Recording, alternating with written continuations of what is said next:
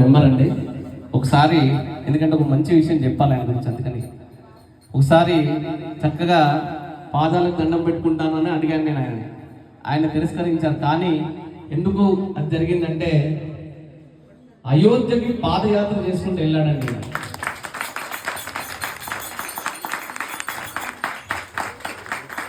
పడ్డ ఒక్కొక్క అడుగు రామనామంతో ఎంతో జన్మ ధన్యం అయిపోయిందండి. అంటే కనీసము ఆయన పాదాలను పట్టుకుంటే ఎంతో కొంచెమైన పుణ్యం వస్తుందని చెప్పి అడిగారు. ఇంకో విషయం ఏంటంటే భద్రాచలంకి కూడా నడుచుకుంటూ పాదయాత్ర చేసుకుంటున్నాడు.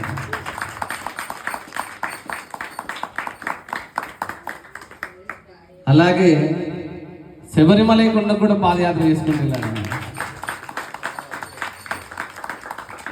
అసలు ఇంత చిన్న వయసులో అంటే బిలో 40 కదా, బిలో 40లో ఇన్ని యాత్రలు నడుచుకుంటూ వెళ్ళడం అనేది నిజంగా పూర్వజన్మ సుకృతం తప్ప ఇంకేమీ లేదండి.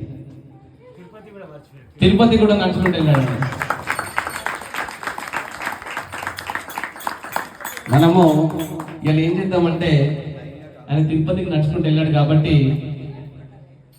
వెంకటేశ్వర స్వామిని అక్కడి నుంచి నడుచుకుంటూ ఇక్కడికి తీసుకొద్దాం. మనం ఇక్కడి నుంచి ఈయన నడుచుకుంటూ వెళ్ళాలి కదా, అక్కడి నుంచి ఆయన నడుచుకుంటూ వచ్చి, ఎందుకంటే భక్తుడు పిలిస్తే వస్తాడండి వెంకటేశ్వర స్వామి. మనకి హైదరాబాద్లోనే జరిగింది. శ్రీరామచంద్రుడు కాకుండా ఎవరైనా చెప్పండి, స్వామి నేను నీ దగ్గరికి రాలేను, ప్లీజ్ నేను రాలేకపోతున్నాను అని వేడుకుంటే భక్తుడి కోసము వెంకటేశ్వర స్వామి నడుచుకుంటూ వచ్చాడండి. అది ఏ గుడి హైదరాబాద్లో? చిలుకూరు. గట్టిగా చప్పట్లు కొట్టాలి ఎవరు చెప్పారు. అది వెంకటేశ్వర స్వామి అంటే. అలాంటి మన అద్భుతమైన భక్తుడి గురించి వెంకటేశ్వర స్వామి దిగి వస్తాడండి. యమధర్మరాజు ఒక ఆయన్ని, అంటే వాడు టైం అయిపోయిందంట, వాడిని తీసుకొని వెళ్ళడానికి వచ్చాడంట. వెళ్తుంటే స్వామి ఆగండి ఒక్క నిమిషం స్వామి అన్నాడంట. అంటే ఏందిరా అంటే ఒక్క నిమిషం అని వెనక్కి తిరిగి చూశాడంట. ఏం లేదు స్వామి పదండి అన్నాడంట. ఏమైందిరా అంటే ఇన్ని రోజులు నేను సంపాదించిన కారు బొంగల ఇవన్నీ కూడా నాతో ఎంత వస్తున్నాయేమో చూస్తాను స్వామి, అందుకే నేను చూశాను, వెనక్కి ఎవరు రావట్లేదు, సరే ఇంకా ఇవేమి రావట్లేదు, సరే స్వామి పదండి అన్నాడు. కొంచెం దూరం వెళ్ళాక మళ్ళీ ఒక్క నిమిషం ఆగండి స్వామి అన్నాడట. మళ్ళీ ఒకసారి వెనక్కి తిరిగి చూశాడట. మళ్ళీ ఏమైందా అంటే నిన్నటి వరకు ఒక 10 మంది ఇంకా అన్నా నీ కోసం ప్రాణాలు ఇస్తామన్నారు, వాళ్ళు ఏమైనా వస్తున్నారేమో చూస్తున్న స్వామి అని అంటే, అలా ఎవ్వడు రాటరా, నీతో వచ్చేది నువ్వు చేసుకున్న పుణ్యకర్మ ఒకటే. ఎంత డబ్బులున్నా ఏమున్నా సరే ఇలాగా పాదయాత్రలు పుణ్యమైన పనులు చేసుకుంటే అది వారికి, వారి పిల్లలకి, వారి తల్లిదండ్రులకు కూడా వస్తుందండి. చాలా చక్కగా గట్టిగా చప్పట్లు కొట్టాలి. కొట్టి మనందరం వెంకటేశ్వర స్వామిని వాళ్ళ అక్కయ్య గారింటికి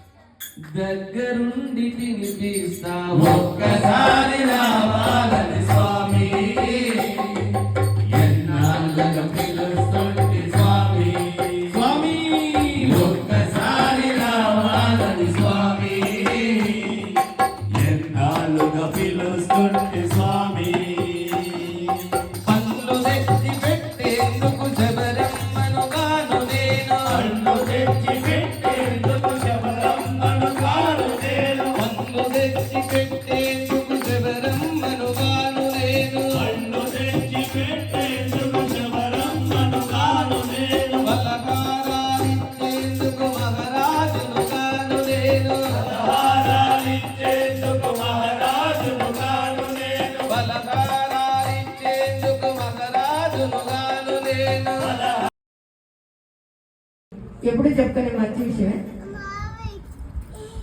ఎప్పుడైనా మనుషులు చేసే తప్పులు గురించి ఒక చిన్న విషయం చూడండి. ఒక మనిషి 99 పనులు మంచి పనులు చేసి ఒకే ఒక పని తప్పు చేశాడు అనుకోండి, మనం దేన్ని హైలైట్ చేస్తాం? చెడ్డ పని హైలైట్ చేస్తాం. మరి ఎందుకు ఆ 99 మంచి పనులు మర్చిపోతాం? మీరు చూస్తే ఒక తెల్ల కాగితంలో ఒక నల్ల చుక్క పెట్టారనుకోండి, అంత పెద్ద తెల్ల కాగితాన్ని ఎవరు చూడండి, వెళ్ళి ఆ నల్ల చుక్కనే చూస్తారు. అలానే మనం ఎన్ని మంచి పనులు చేసినా ఒక్క తప్పు చేస్తే ఆ తప్పునే ఎత్తి చూపిస్తుంది ప్రపంచం. సో ఆ తప్పు చేయకుండానే ఉండాలి, చేస్తే కనీసం రియలైజ్ అయ్యి ఆ తప్పుని ఒప్పుకోనైనా ఉండాలి. అలానే మనం కూడా వాళ్ళు ఏ సిచ్యువేషన్లో చూసారో కొంచెం అర్థం చేసుకోవడానికి ప్రయత్నిస్తే ఆ 99 మంచి గుణాలతో మళ్ళీ ఇంకోసారి ఏ తప్పు చేయకుండా వాళ్ళు ఉంటారు. సో ఇది మనం నేర్చుకోవాలన్నమాట. ఎప్పుడు ఆ తప్పులను ఎత్తి చూపించకుండా ఆ మిగిలినవి కూడా మంచి పనులు గుర్తు చేసుకుంటే ఆ తప్పు గుర్తు రాదనమాట. ఇది యోగి కోరిన మంచి విషయం అనమాట. యోగి చెప్పిన సో చెప్పండి యోగి జై శ్రీరామ్.